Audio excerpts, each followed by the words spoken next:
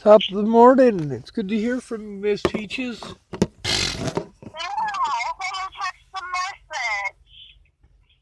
Yeah, I was crying a little bit. I miss everybody. Everybody misses you, and I think that's bullshit that you can't come down here. And also, I meant to tell you, I found a website where you can get free consultations from lawyers. And it's a bunch of different types of lawyers. You just explain the case, and then you can find one pro bono. I hope so. I've called a bunch of those places already and gotten nowhere, but you know what? I'm always down to call more. Most of these... Absolutely. At first you fail, try again. Right? Government's some bullshit, sir, and they're going down. And honestly, I think you're a catalyst. I think you have a big portion of what's going on. Well, yeah. It's very relevant. And I don't think enough people are rallying to your cause. Well, a lot of people don't understand. That's what a lot of it comes from. And they don't understand because they only got to see one part. They don't understand democracy. They understand complacency and comfort. If it takes them outside of their comfort zone, they want no part of it. And little do they know, it's outside of the comfort zone is where the growth happens.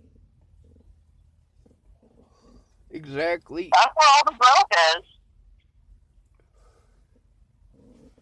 You know, we got more millionaires out of the Great Depression than any other time in history.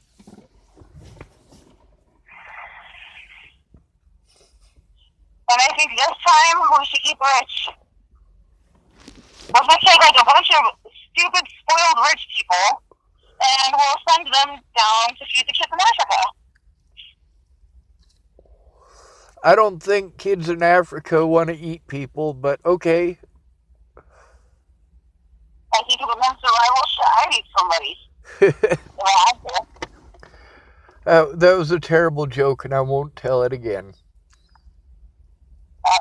Do you prefer your victims devoured whole, or do you wish to devour them piece by piece? Yeah. Well, that's the thing. Without people speaking out, it's difficult. Darren O'Connor, he plays all gung-ho for the homeless people, but what I've noticed recently is that he's not for the homeless people at all. He's for small causes. Oh, damn. Well, I've been making trips on the Boulder, like, randomly through the night. And, well, actually, my partner that used to be at 29th Street isn't at 29th Street anymore. He moved on to become a deputy down in Fort Collins. Ah. So that's handy. Yeah, I'm going to wait until he gets established, and then I'm going to exploit the fuck out of his job. He does it to me, so turn around is fair game, right? Indeed. I don't know,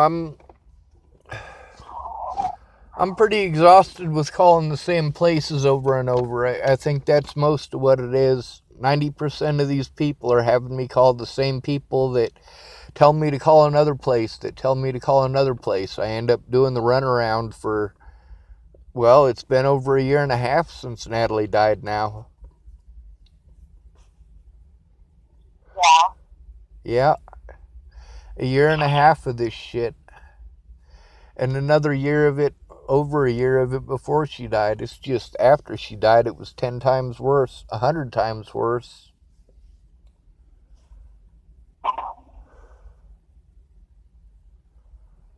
I don't know the right thing to do. I don't. I mean, literally everything that they say that is supposed to happen has not happened. Every agency that's supposed to help me out has outright denied me, outright refused to take a look. I hope more people get involved and more people get educated. I mean, Miss Peaches, most of the places that I stayed, it's people who are addicts, you know. I mean, they're volatile. Your place isn't like that.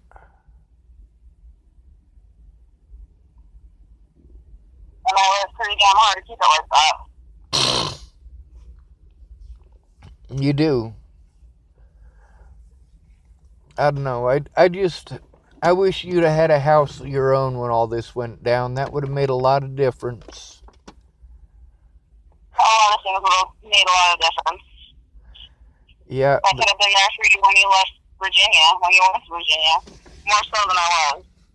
A lot of this shit, like, it could have been a completely separate timeline. Yeah, a lot. Like, if people actually cared for you as much as they pretended to, a lot of this shit would have actually been avoided. Natalie could still be alive. Exactly. And still suffering. She would still be suffering. Even if things happened differently prior to you going to Virginia, that doesn't erase the accounts that have happened in her life prior to that point. It doesn't erase any of the stuff that happened after either. That young woman went through a lot of the same things. I'm sure. Might be worse. Yeah, she went through a lot of the same stuff that I did. I mean, when she was suicidal in Virginia, it was specifically over her mom and her dad. She was trying to kick the heroin, and no matter what she did, they accused her of being on heroin, and she got fucking sick of it. Well, yeah, too much of anything is sickening. When she told me if I wasn't on the road already, she was gonna fucking kill herself, and then she actually tried. Like, yeah, I'm somebody who actually gives a shit. When they pulled that shit in, at my grandma's funeral, you know, they didn't try to appeal to me as some sort of monster. What they tried to do is make it seem like Alicia Bollinger had been harmed. You know? And the same thing with fucking Miss Shelley when I was over at Candace's last January. I mean, they didn't play me as an angry, hateful person. They played on my decency and the fact that I actually give a shit. Well, that's not something a hell of a lot of people can count on these days. People say they care when, in reality, they only care about what you can give them. See, I still help Desiree out. I have cut myself off from a lot of resources because of the means to those resources. Like, no. Yeah, I don't need them by that means. Deal with this fucking bullshit under an abusive fucking bitch. You can't fucking keep her hands to herself. You know? But no. You know, I'm done with it. I'll go without and I'll make my own fucking way. Right? Well, I'm doing my best to make my way. I'm not able to work, which is really fucking me up. Not being able to see my loved ones really fucks me up, obviously. Not that anybody can tell. I think everybody who knows me can tell. I mean, I didn't just go from being Sean Schwartz to fucking this overnight. You know, it took a lot of hell to get me this way. A lot of that stuff that I was posting on Facebook, I didn't want to post it on Facebook. I wanted the cops to take that shit. But I had to hope that somebody in the public gave a shit enough to try to force the cops to take a look. Try to pressure them like Darren O'Connor and the Black Lives Matter did for that Zaid Atkinson guy. And I found out that all three of those people, out of the 6 people that Officer Lola Ty assaulted after me, the only 3 that they're making any real public anything out of are the 3 that live in houses who were confused with homeless people. Zaid Atkinson, Sammy Leon Lawrence IV, and Michelle Rodriguez.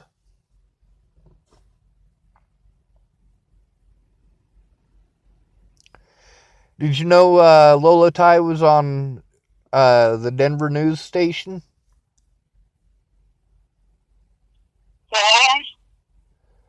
Officer Lola Ty was on the Denver news station for assaulting people? Yeah. They took his gun. Yeah, they took more than just his gun, hopefully. You were the one that told me they took his gun, but I never looked back into that. I haven't. Like, since I left 29th Street, a lot of that's kind of been shed from me. You know? Yeah. Like, I still go back and I'll hand out fucking blankets and shit, you know? But that's Amen. not the same, and it's not what they need, you know? But it's all I can really help them with. Well, it's definitely more help than nothing. I mean, I passed out blankets, and I know a lot of the times those guys were going to get busted with my blankets and be angry about the ticket they got, but at least they didn't freeze to death. Or socks. I still pass out socks.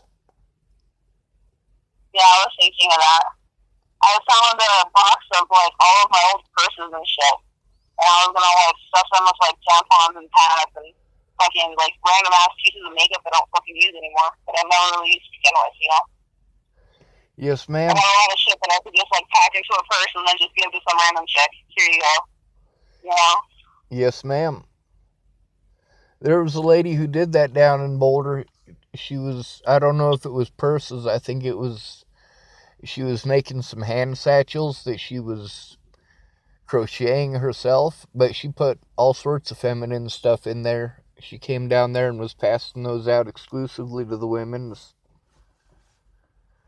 That was Fuck yeah. that was around the time I was passing out. You remember when I was passing out all them rape whistles? All of the what? All of the rape whistles? Yes, I remember that. Yeah, I got most of those from Naropa. They had a free closet where people who were students at Naropa, when they'd leave stuff for free for whoever wants it. And one of them left a whole box of whistles. I have, like, 3 or 4 different fucking wardrobes for each of my kids that they've all grown out of. And I was thinking I can keep Moose's wardrobes and then give them to the baby when he gets older so I don't have to buy clothes again, but I don't want to hold on to shit that fucking long, you know? Yeah, there is They're a like couple 5 of fucking years years apart, difference. so I'm gonna have to wait 5 years until Snugly can fit into that shit, you know?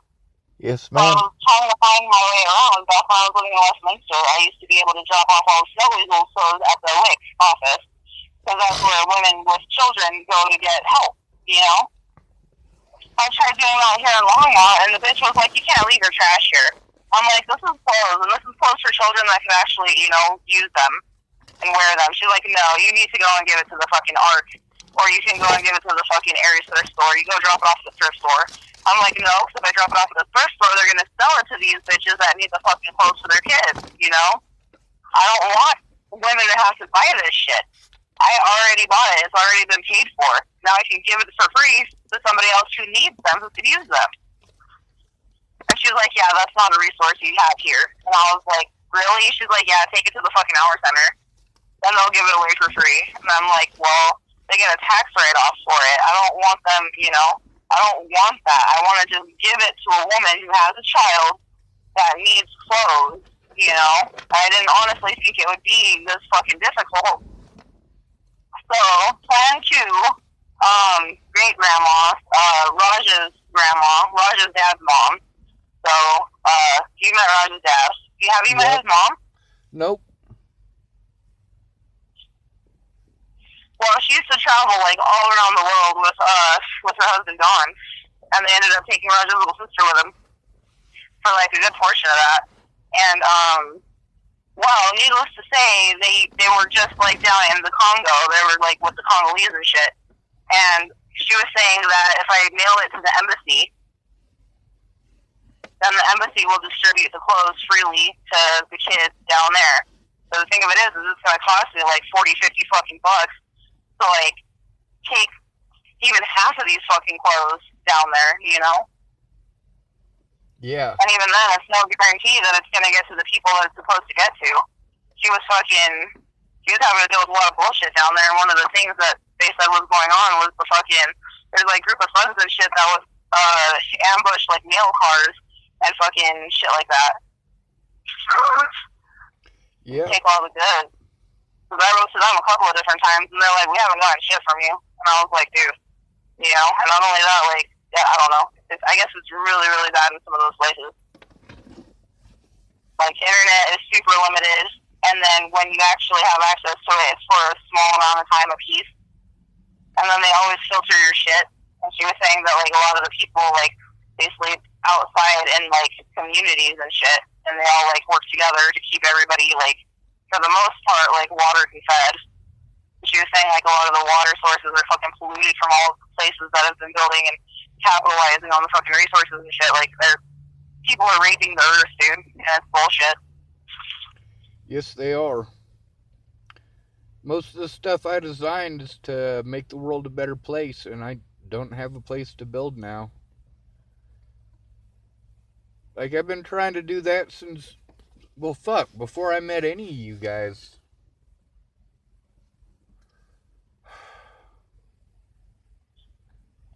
Still a goal worth aiming for. I mean, we just got our fucking taxes back, and I had to spend over half of it to get the fucking Jeep fixed. Yeah. Imagine if I didn't have to get my Jeep fixed. I'd actually have like a couple $1,000s in resources left. I would be able to buy you that fucking $1,300 piece of land, and then all you'd have to do is keep up with the taxes. Right? Well, I got a friend who likes my idea. I don't know if he's willing to invest money in property because he's currently stuck in Colorado on probation. Check this out. He went over to his neighbor's... Actually, Tom, I gotta get going. I've already smoked 2 cigarettes, and I've been out here longer than I should have. Well, I love you, Miss Peaches. Be safe. A lot. Sorry. Thank you for I love calling you, and we will pick up this conversation later. I'm sorry. Yes, ma'am. Be safe. Bye. Love you, bye.